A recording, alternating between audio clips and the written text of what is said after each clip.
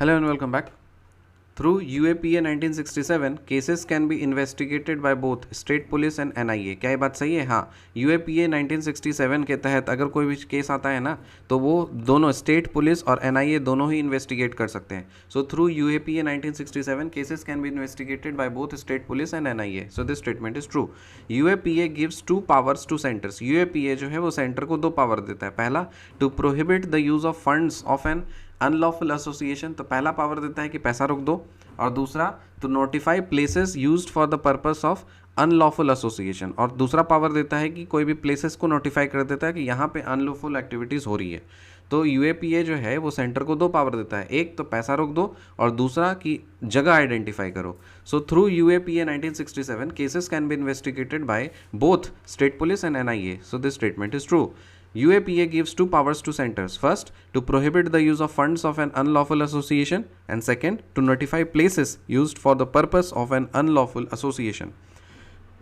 Terrorist Act. It includes any act intended to threaten the unity, integrity and security or sovereignty of India, or strike terror in people in India or in any foreign country among others. तो terrorist act का मतलब क्या होता है? Terrorist act का मतलब होता है वैसे सारे एक्ट जो कि यूनिटी को थ्रेटन करते हैं, इंटीग्रिटी को थ्रेटन करते हैं, फिर सिक्योरिटी और सोवरेनिटी ऑफ इंडिया को थ्रेटन करते हैं, और स्ट्राइक मतलब लोगों के बीच में आतंक फैलाते हैं, लोगों के बीच के आतंक फैलाते हैं, और साथ ही साथ भारत में या फिर फॉरेन कंट्री में आपस में कहीं पे भी आतंक फैलाने वाले सारी एक्टिविटीज़ टेररिस्ट एक्ट कहलाएंगे. So it includes any act intended to threaten the unity, integrity, security and sovereignty of India or strike terror in people in India or in any foreign country among others. UAPA gives power for forfeiture of proceeds of terrorism by the investigating officer with the prior approval of the designated authority. तो जो भी designated authority है उससे prior approval लेकर के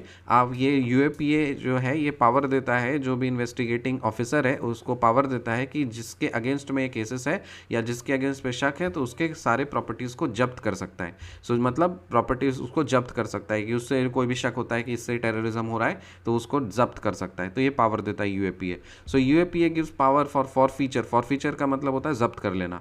सो UAPA gives power for forfeiture of proceeds of terrorism by the investigating officer with the prior approval of the designated authority. So this statement is true. PMC का full form क्या होता है? Private military company. Private military companies. PMC का full form क्या होता है? Private military company. Recently there was rebellion in Russia by Wagner group, a private military company. So PMC का full form क्या है? Private military company. अभी हाल में ही क्या हुआ कि रशिया में एक रेबिलियन हो, विद्रोह हुआ. किसके कौन विद्रोह किया? वैगनर ग्रुप ने विद्रोह किया. और वैगनर ग्रुप क्या है? एक प्राइवेट मिलिट्री कंपनी है. सो वैगनर ग्रुप क्या है? एक प्राइवेट मिलिट्री कंपनी है. So recently there was rebellion in Russia by the Wagner group, a private military company. So through UAPA 1967, cases can be investigated by both state police and NIA. So this statement is true. UAPA gives two powers to centers: prohibit the use of the funds of an unlawful association and to notify places used for the purpose of an unlawful association. Terrorist Act includes any act intended to threaten the unity, integrity and security or sovereignty of India or strike terror in people in India or in any foreign country among others. UAPA gives power for forfeiture of the proceeds of terrorism by the investigating officer with the prior approval of the designated authority. PMC का full form है private military company. Recently there was rebellion in Russia by Wagner group, a private military company. मिलते हैं आपसे अगले video में, तब तक के लिए बाय.